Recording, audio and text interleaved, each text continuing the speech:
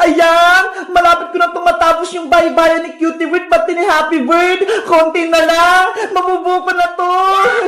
Mami Bebang, bilisan mo naman gumawa. Gusto na namin maglaro ni Happy Bird. Ikaw talaga, Cutie Bird. Excited kang maglaro. Konti na lang. Matatapos ko na to. Ano ba yan? Huwag ka nang malungkot. Bibilisan ko lang gumawa ng baybayan nyo. Okay. Ilalagay ko na tong mga sahig, pati tong dingding, para makumpleto na yung baybahayan. Hala, ang ganda ng sahig, parang tiles. Wow! Ito naman second floor yung lalagyan ko.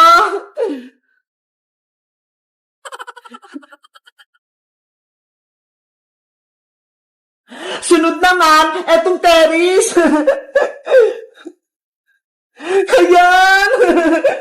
Mami Bebang, pwede na ba kami dyan sa loob? Mamaya na, Cutie Bird, hindi pa siya tapos. Gusto ko na maglaro kasama si Happy Bird. Eto na, tatapusin ko na. Ilalagay ko na tong mga dingding para may harang yung bahay nyo. Eto, para to sa first, second floor pala to.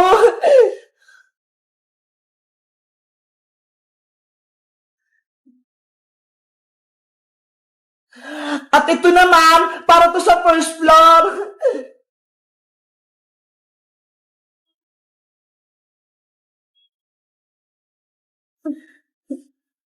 Ito, sa first floor din to.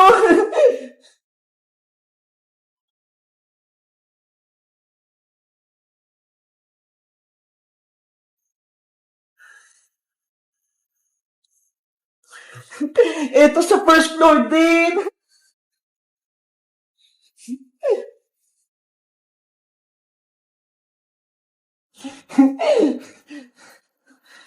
At ito naman, dito na to sa may second floor.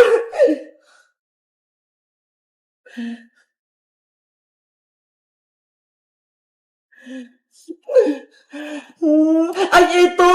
Sa bubong naman to! Paano ba to? Ayan! Ate Bebang, hindi ganyan yan. Tutupiin mo yung bubong. Oo nga, no?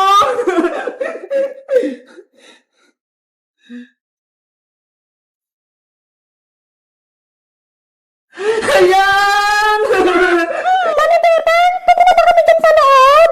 Ops! Last na lang, Cutie Bird! Ilalagay ko na lang itong mga gamit niya para maganda yung love ng baybayan niya. Okay po. Etong bathtub, tsaka tong bowl sa may CR to.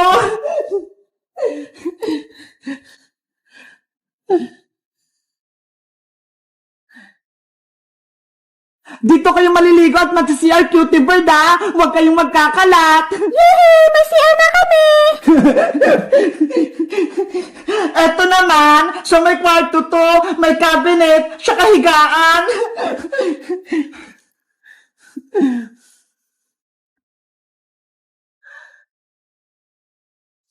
Wow! Ayan!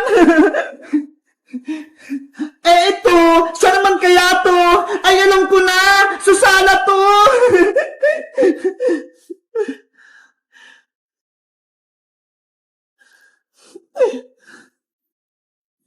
Ayan! Kumpleto na yung gamit nyo! Happy birthday, Cutie Bird! Yay! Pwede namin maglaro ng baybayan. Aw, aw, aw, aw. Ay! Tignan nyo, Happy birthday, Cutie Bird, oh!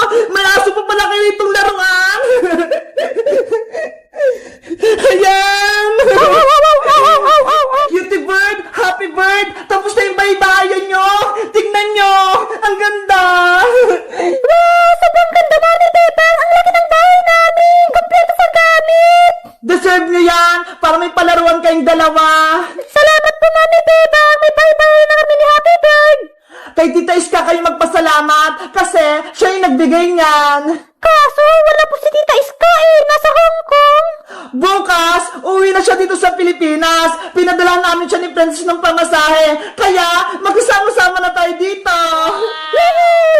Kompleto namin kayong tatlong magkakaibigan. Si Ate Princess, si Ate Iska, saka si Mami Bebang. Kaya nga eh, excited na akong nakita si Iska. Kami rin, Mami Bebang. Masaya kami na uwi na si Tita Iska. Asya, maglaro na kayo sa baybayan niya. Mag-enjoy kayo ha. Huwag kayong mag Bye-bye!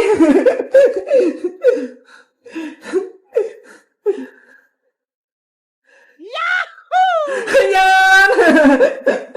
Thank you, Mami Bebang! Ang saya namin ni Happy Bird! You're welcome! Guys, may masaya akong balita. Si Iska, uwi na rin tubo ko sa Pilipinas. Masaya ba kayo? Mag-comment lang kayo. Bye-bye!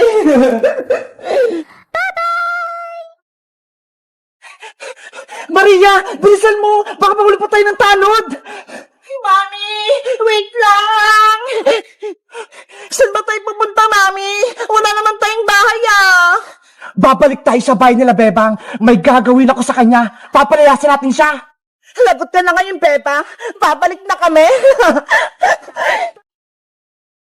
Mami, kailan po ba tayo makakalis sa pulungan na to?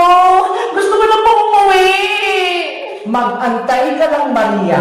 Gagawa ako ng paraan para kalabas tayo sa kulungan. Babalik tayo sa bahay nila, Bebang, at babawi ng kanilang bahay. Pero paano?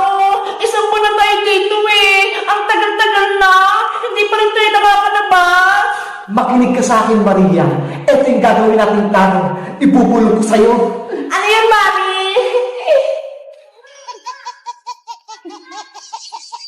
Naiintindihan mo ba, Maria? Dapat maging matagumpay tayo sa ating pagtakas. Opo, Mami. Madali lang yun. Diyan ka lang. Sisimulan natin yung ating plano. Manong Tanod! Gutom na kami! Nasaan yung pagkain namin? Maria, Aling Margaret, ito yung tanghalian nyo. Maria, kakain na tayo. Sardinas na naman yung ulam. Lagi-lagi na lang yan. Huwag ka nang magreklamo, Maria. Kung hindi mo sana inaway si Bebang, di sana wala ka rin sa kulungan. Hayaan mo na. Sa susunod, hindi na tayong ulam natin. Mauna ka ng main.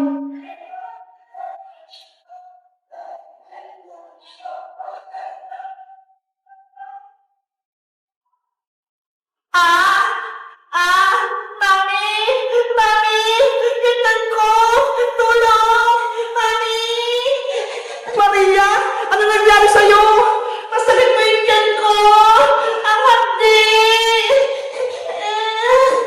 Manong Tanod, tulungan mo ako. Dali natin si Maria sa ospital. Bakit? Ano nangyari kay Maria? Masakit yung tiyan niya. Tignan niyo po. Maria, okay ka lang ba? Manong Tanod, pala sa akin binigay yung pagkain eh. Ang sakit na ng tiyan ko. Oh no! Bilisan mo na, Manong Tanod. Tumawag ka na ng ambulansya. Bilis! Tinatakan tayo ako eh. O sige, wait lang. Huwag kayo naalis dito ha. Tatawag ako ng ambulansya.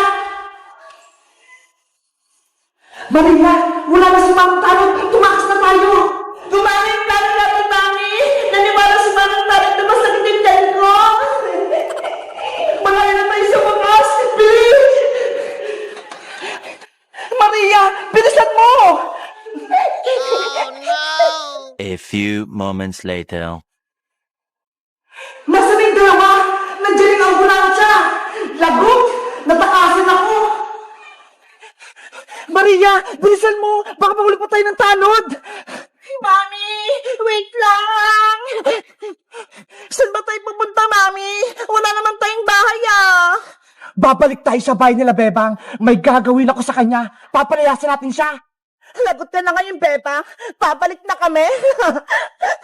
Tara na, bilis! Para makamunta na tayo sa bahay nila.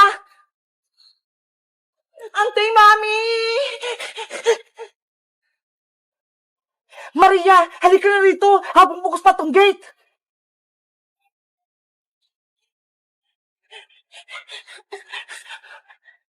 Meanwhile, Princess, tulungan mo akong magugas ng pinggan. Ang dami nating pinagkainan eh. Ikaw na lang, Bebang. Kaya mo na yan. Kumakain pa ako nito ng orange eh. Ang tamad-tamad mo talaga.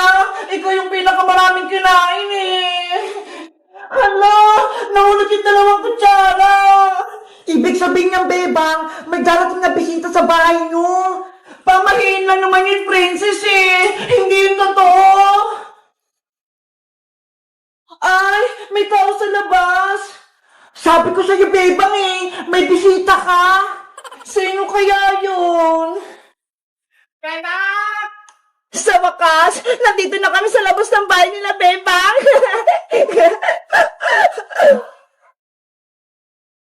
Hello guys! Magandang araw! Ako si Bebang. May kumakatok sa pinto namin. Sabi ni Princess, bisita daw yun. Sa tingin nyo, sining nasa labas? Bubuksan ko ba yung pintuan? Mag-comment lang kayo para sa part 2. Bye-bye!